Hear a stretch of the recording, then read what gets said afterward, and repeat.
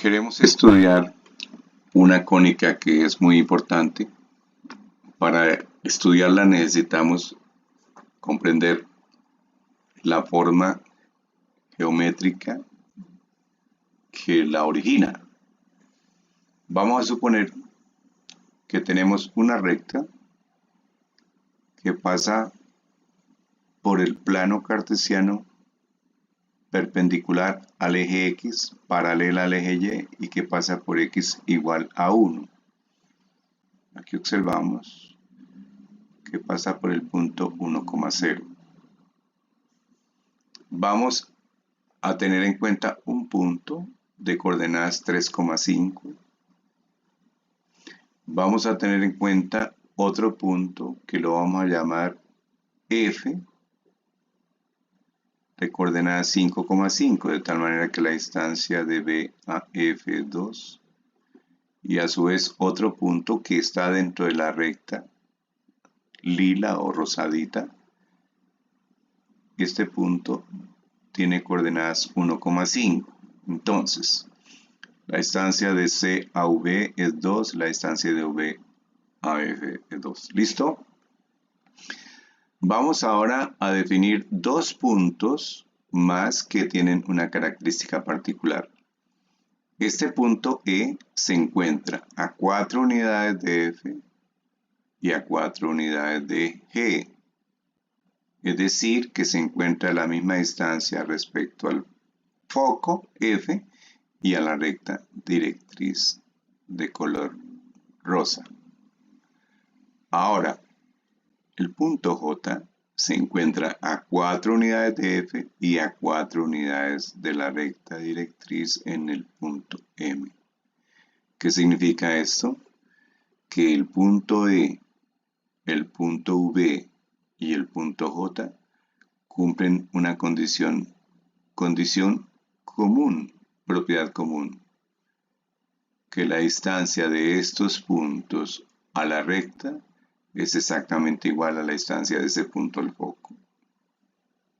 La pregunta es, ¿hay más puntos que satisfagan la condición tal que la distancia de esos puntos al foco sea exactamente igual a la distancia de esos puntos a la recta? Sí, podríamos pensar en un punto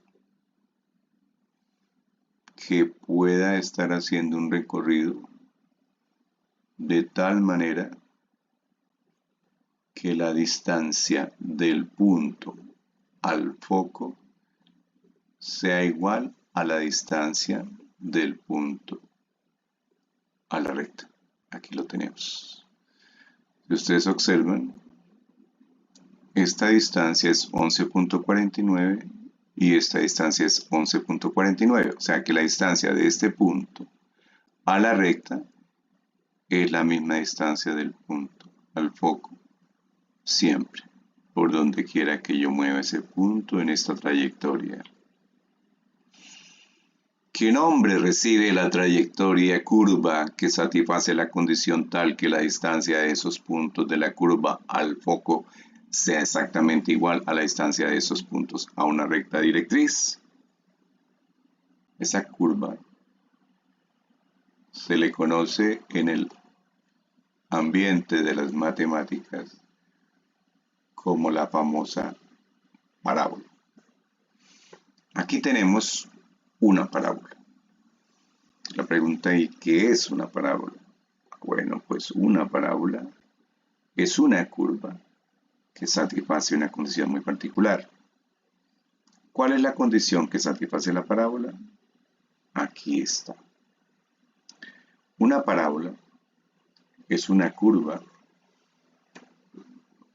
para la cual cualquier punto suyo está a la misma distancia de la recta directriz y del foco. Eso es lo que hace que una curva se le denomine parábola. Observemos acá. Por más que se aleje el punto, la distancia del punto a la directriz es exactamente igual a la distancia del punto al foco. Y esa es la condición fundamental. Ahora, ¿cómo convertimos esa expresión literal en un modelo algebraico? Entonces, acá tenemos que hacer un poco de álgebra. Pero tenemos que comprender cómo funcionan las distancias en este esquema. Nos vamos entonces a concentrar primero en la distancia de este punto a la directriz. Como el valor de la abscisa es distinto en este punto a este punto, en este punto la abscisa siempre va a valer 1, porque este punto se mueve sobre esta recta. Y en este punto la abscisa vale x, pero la x va cambiando, pero vale x. Entonces, ¿qué distancia hay de este punto a este punto? Pues simplemente miro la diferencia de las abscisas, porque las ordenadas son la misma altura, no me interesa. Entonces, vamos a llamar que la distancia de P a D es x menos 1. Aquí le pongo las barras de valor absoluto para insistir en el concepto de distancia.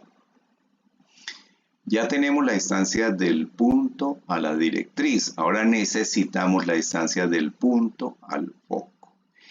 Pero la distancia del punto al foco exactamente es PF. Entonces necesitamos, para poder hablar de PF, necesitamos otro punto acá. Este punto va a definir junto con estos dos puntos un triángulo rectángulo. Ese triángulo rectángulo, ¿por qué podría ser importante? Pues es muy importante porque con este triángulo rectángulo yo puedo aplicar el teorema de Pitágoras. Entonces, si yo construyo cuadrados sobre estos catetos y sumo sus áreas, me dará igual al área del cuadrado sobre la hipotenusa.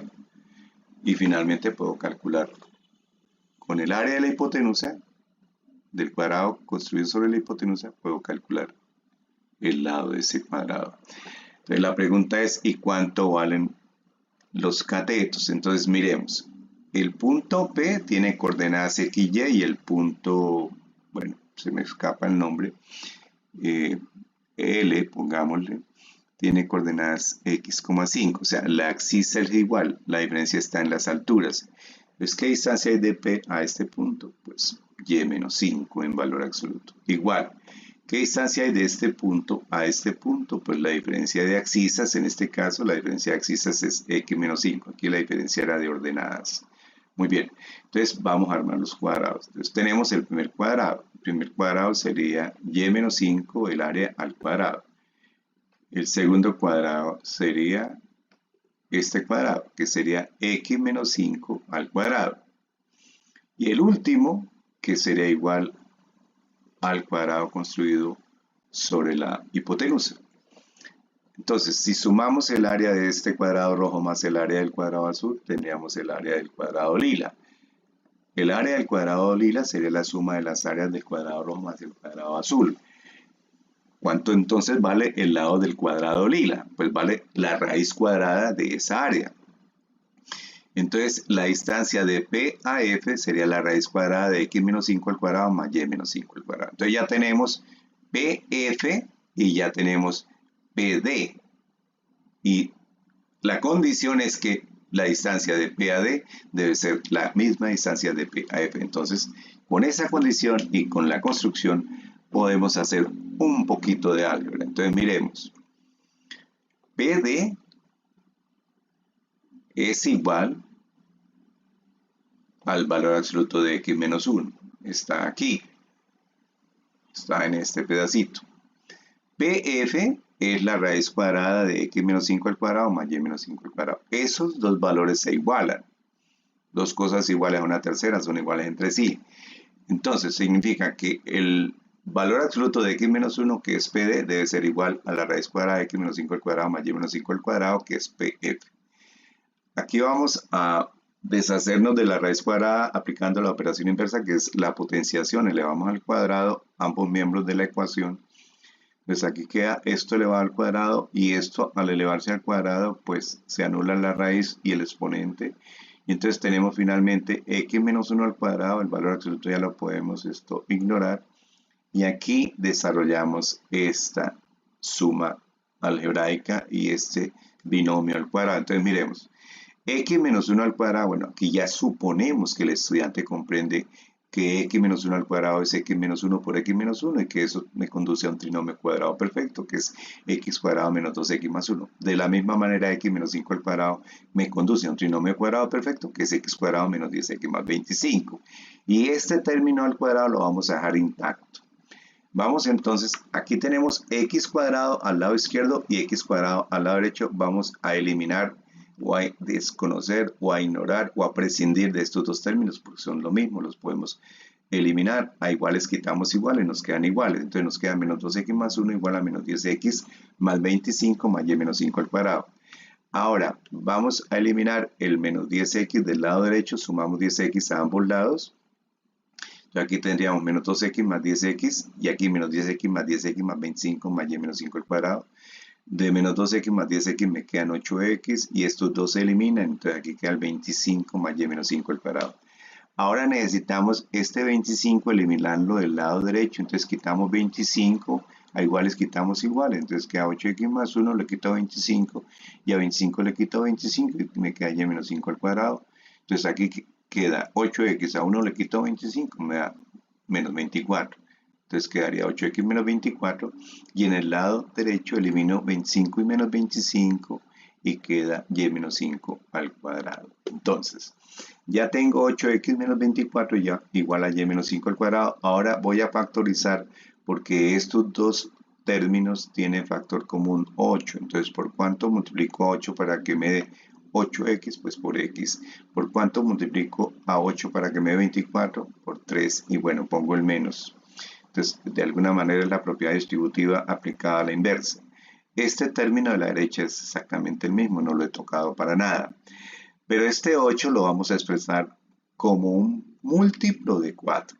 Entonces 8 es igual a 4 por 2. Y entonces reescribimos la ecuación y queda 4 por 2 por x menos 3 igual a y menos 5 al cuadrado. ¿Por qué esta forma de la ecuación es fundamental? Porque cuando se llega a esta forma se le conoce en el argot de las matemáticas como la forma canónica de la ecuación de la parábola. Esa forma canónica nos muestra con completa evidencia que dentro del primer paréntesis donde va la x está acompañada de 3 y en el paréntesis donde está la y está acompañada del 5. Si nos damos cuenta, el 3 y el 5 juegan un papel fundamental en este modelo. En este caso es el vértice de la parábola. Y este 2 que está aquí escondidito, este 2 que está acá, este 2 me va a indicar la distancia que hay del foco al vértice o del vértice a la directriz, que en ambos casos vale 2. Entonces, por eso es fundamental, clave, el concepto de lo que es distancia del foco al vértice y vértice. Observemos que esos dos elementos están ya explícitos aquí en la ecuación canónica. Significa que esta parábola que abre hacia la derecha tiene por ecuación 8, 4 por 2, 8, paréntesis x menos 3 igual a y menos 5 al cuadrado. Y de esa manera se podrían construir muchas parábolas si podemos identificar el valor del vértice y de la directriz. El valor de la distancia a la directriz, perdón. Entonces, luego, dándole valores a x o dándole valor a y, puedo hallar x, o dándole valor a x, puedo hallar y, y puedo hallar otros puntos más de la parábola.